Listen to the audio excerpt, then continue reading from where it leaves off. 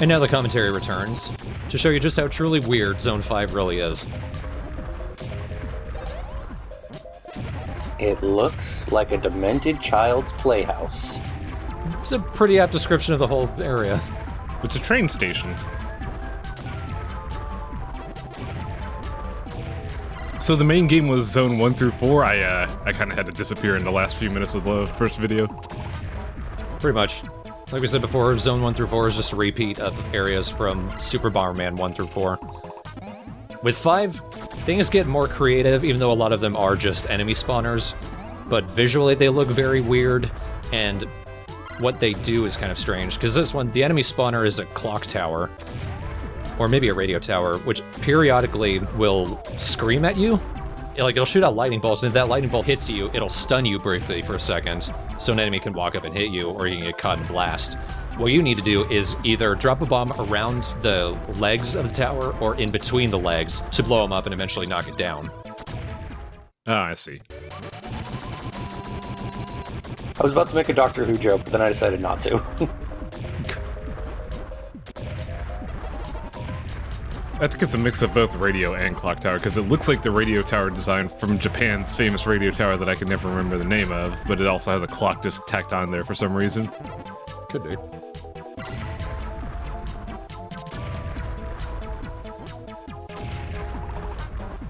I do like that as the thing screams at you, the lightning bolts that shoot out, it'll go diagonally one time and then horizontally and vertically another.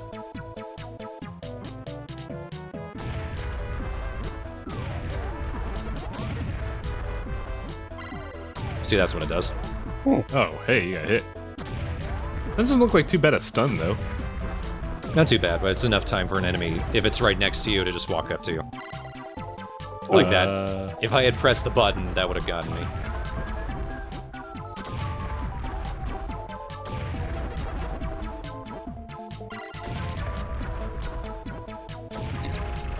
The music is really weird. Yeah, the music is bizarre.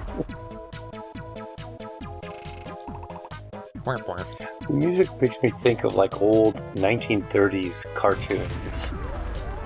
Yeah. Yeah, I could see that. And hell, I'll make the joke anyway. Remember The Wire in season 2 of the new Doctor Who stuff? No.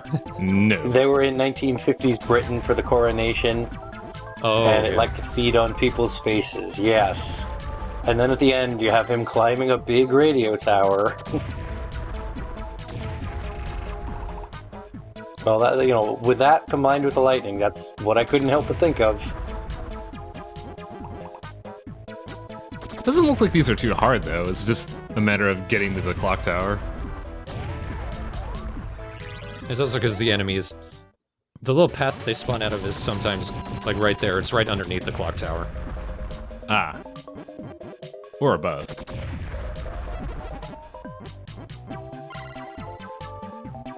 That one just tickled my feet.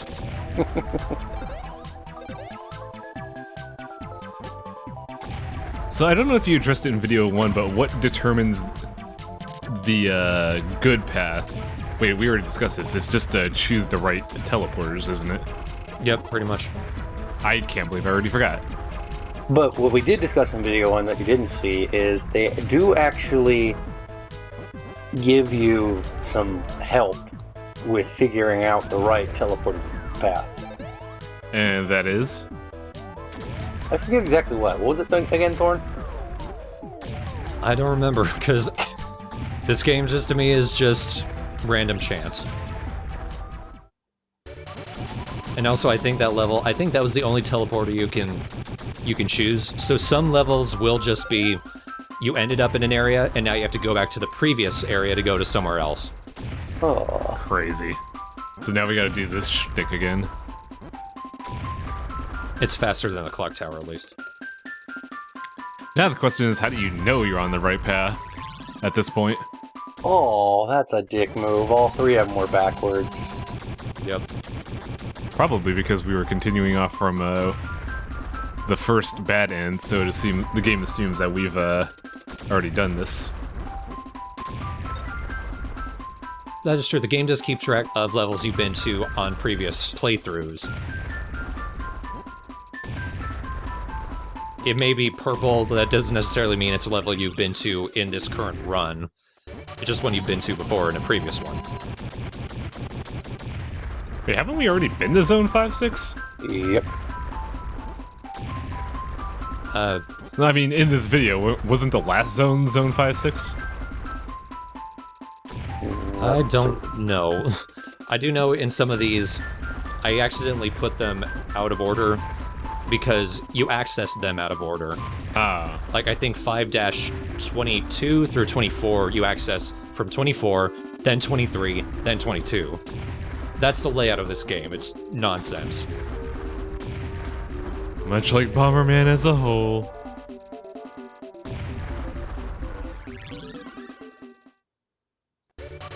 Oh, wow. Now this is new. This one I kind of like. It looks okay, I guess. Yeah. Oh, I just realized it's Festive Bomberman. Yeah. And those are fire-throwing clown robots. Those are not clowns.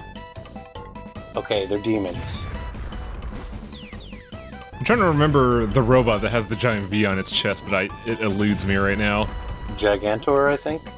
Maybe, I'm thinking of another one. Or maybe it's Mazinger or something. Mazinger, that's it. Yeah. Oh, shit. Now, if you want something funny, I have never actually seen that show, but I could identify it. Nor have I, but Mazinger is that popular. Yeah, it's just kind of in our pop culture subconscious by this point. Where did they come up with some of this shit? I'm fighting symbols. Hi-hat, the enemy. Pretty sure that this was just some kind of acid trip at this point. Yeah, Bomberman's not really fighting anybody. He's just, laying on the ground, dreaming he is. At this point in the series, the developers have just taken a hit of acid and just go with whatever comes to mind first.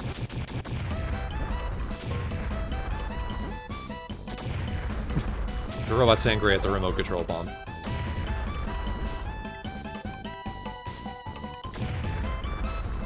The pink thing in the middle isn't an enemy spawner, but I think it does...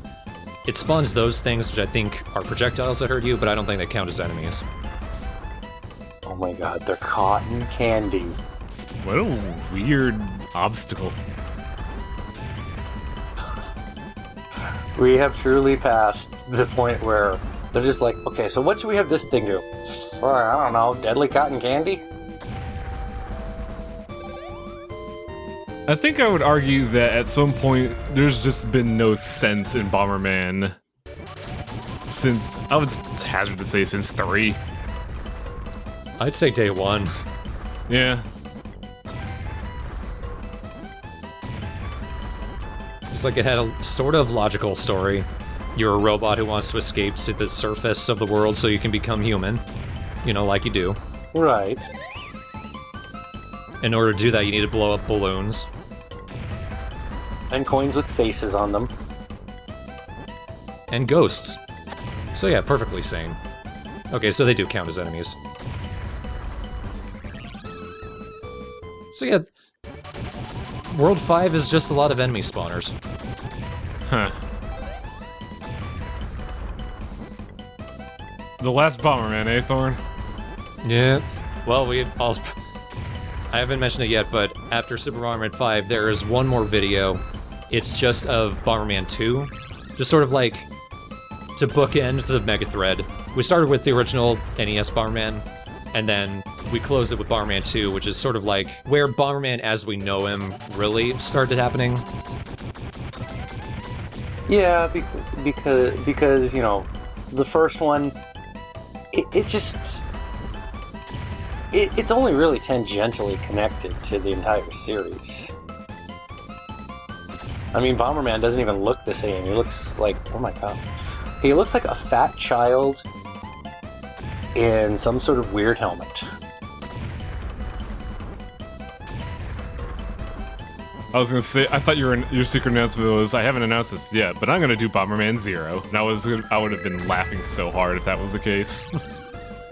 1, I don't have a 360. 2, I never would anyway. Is X-Zero 360? Hang on a second. Yeah. I can't spell zero. So then I take it Touchland is out. Oh yeah, Bomberman X-Zero is a 360 game. What do you know? I'm wrapping up the games that I'm going to play for the Mega Thread. If anyone else want to do it, they're welcome to. But it wasn't until, like, this year that anyone else wanted to tackle anything. Like, Mr. Philby did Bomberman Tournament, but that was very sporadically. And then this year, Games Are Super Nice did a long play of Bomberman Legacy, and then an LP of sort of a semi-spin-off called DNA Dark Native Apostle. Right, I remember that. Which was only tangentially Bomberman, but... Yeah. And of course, Loco did a great job with Second Attack. Oh yeah, that reminds me, there is a Bomberman game, or a kind of Bomberman game on Steam that I was looking at, and I was thinking of bringing it up, might as well bring it up now, just so we could keep this gravy train of yours a-rolling. Where is it? It's a Steam game called Bomb Slinger, and it very much looks like a 3D Bomberman, except with a Wild West spit motif to it. I think you showed that to me. Oh. Looks okay, I guess. I wouldn't pay money for it. But then again, I've never really been a huge fan of the Bomberman series. I just played them as a kid, so it's familiar to me. Mm-hmm. Yeah, I mean, it's a fun series, but it's not, like, ultra deep and involved. Which is why it's so cool. We're riding kangaroos, dropping bombs, and killing kangaroo eggs.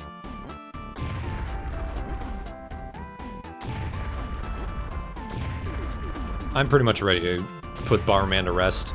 I did the Mega Thread because there weren't any LPs of it on the archive aside from my own, and there were so many Bomberman games. It seemed like a waste. So, I put together the Mega Thread so that there could be a bunch of them all at once, and then, like, no one would ever have to LP Bomberman again. A noble cause! We thank you for taking the hits, good sir.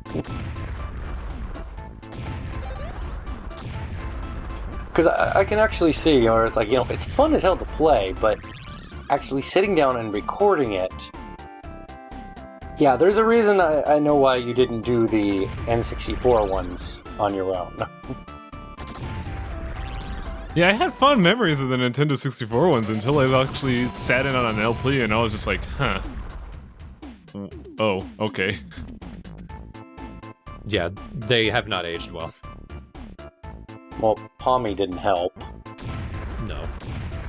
Pommy was a beautiful being, you shut up. Okay, I like Pommy because, yes, he's cute, but when you put him in with the rest of it, with Saga Frontier-looking lady and all, he just didn't fit. Yeah, I'm not gonna lie, Pommy was a piece of shit. Damn fucking magnets. Fucking magnets, how do they work, huh?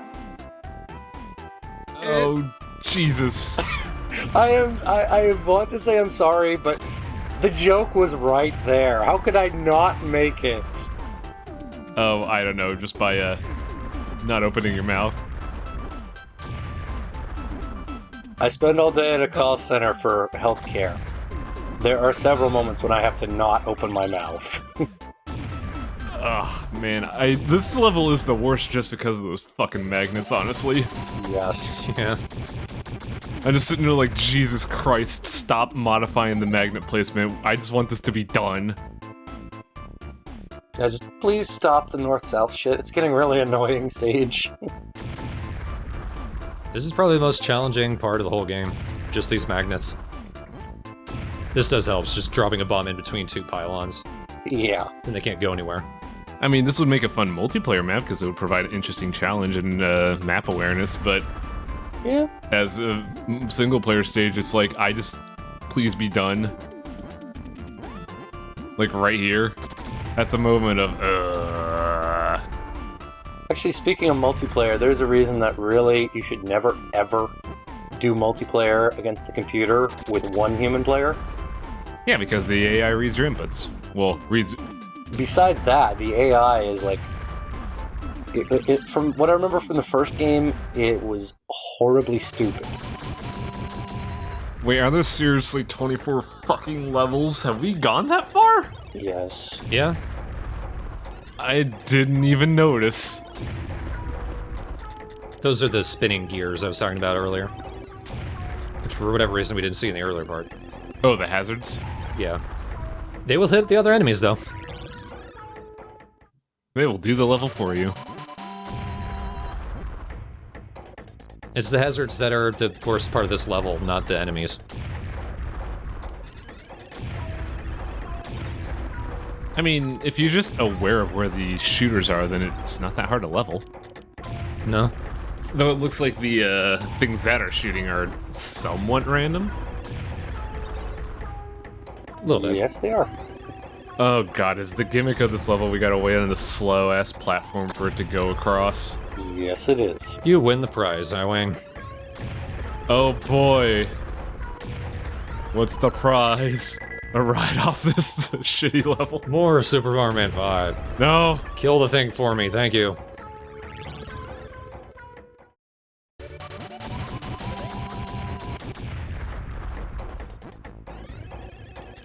I will say at the very least, I think this tile set is the last before the boss. Good.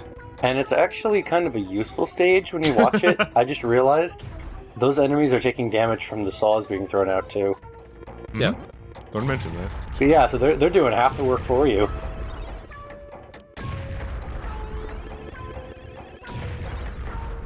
Like I mentioned, it's mostly just waiting for the moving platform. Yeah. If anything, it's more me waiting for the enemy to get in the way of the saw. Yeah, it definitely seems like that. And then, of course, there was only one exit. Now we have spikes along with our flying buzzsaws, and what the hell? I have no idea. Who knows what they were on at this point? I think by this point the development design team had been on a several-day acid bender. Bomberman 5, we ran out of drugs edition. That's why they never made another one. They got forced into rehab. Poor little creature in the bottom corner. Can't even do anything and is soon waiting for the sweet release of death. Here, buddy, I'll free you! Thanks. You know, my biggest problem with multiplayer in first one, the computer was stupid because it was always pick up the damn skull. Probably because... Isn't Skull like max fire? Or something No. like that? Skull is crazy, random negative effects. Like, you either can't put down bombs, or you can't stop putting down bombs. It might be an AI logical loop of somehow the way it's coded, the AI sees it as a positive. Or it's just the AI is programmed to pick up any item that shows up. Here again, is the boss at least any different? Yes. You can tell this is the good version of the boss because the music sounds a little more dramatic and it's not going whoop whoop. It's not discordant. And the background is red. That's your only clue that you went the right way. The music and the background color. Yes. Oh my god. Now, what's different about you, Timeron? There is a third phase of the boss fight. Oh. It's an alien blob. I feel like this is a send-up of the Bogular fight in a previous Super Bomberman. He just gets on the ground and runs after you. What a riveting third phase. What? Oh, hello. Periodically, he will pull up a force field, which spawns one of the timeouts, if that's what they're called, which freezes you, so he can actually run up to you and hit you. Unless you can grab the timeout before he can, and then you can hit him. That's an interesting mechanic, though I feel like it would have been served on a better boss. Probably. Shit. Uh-oh. Oof. I was gonna say, I hope we can actually keep the Louie this time. You know, it'd be nice not to be a complete Louie murderer. Oh, and she does a dance. She's happy she killed someone. I think that's her idle animation. No, I think that's the celebration animation. Her idle animation is just wiggling her butt around. Which I think they all do. And to celebrate our success, we send everyone back to jail. Back to jail in the middle of space. And it's great time looking at the worst boss out of all of them. Which, go figure, is the first one. Sorry, buddies, it's back to soap on a rope for you. So with every boss, Bomberman punches them off screen. Huh, good. What is this song? Is this Egypt? It's another just sort of a collection of all of the different themes made to sound weird. Huh. Punch. Don't punch the Blues Brothers. Ah, there's the tune. Yep. Say is accidentally knee my microphone.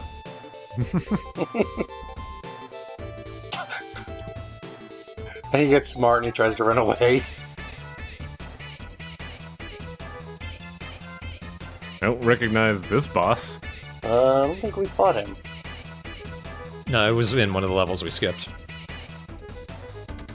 He punched my back, and that transferred through my arm to get to the other guy. Mm-hmm. That's how kinetic energy works. Oh yeah, this guy that just walks through everything. This has to be the weirdest of the Bomberman soundtracks. Yeah. Such strange sound fonts they went with. I guess they just decided, you know, this is a swan song of the series. We're just going to go all out on everything and be as weird as we can. We got to give them the credit. They did totally succeed with that.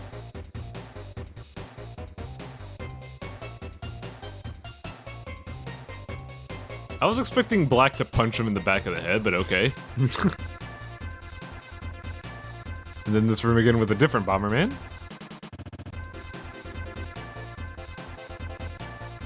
Oh, wasn't that the guy from 2? With all the Super Yes. Bombermen put together? Yeah. I feel like that sequence there was just Bomberman giving him a Charlie horse. He just walked up to him and punched him. I don't feel like any of these are bosses we've seen before, though. I think these are all new. This one we have. Whoa. Look. Okay, yeah, we've seen the bandit. I mean, new to the game. Ah. Oh, okay. Or the franchise, rather. You could be right, it could be, like, Dr. Diamond coming back. But if anything, they're bad guys who are trapped in an alternate dimension. And we're gonna leave them orbiting Planet Bomber, that's safe. Well, if they come back into orbit, they'll burn to death. It's fine.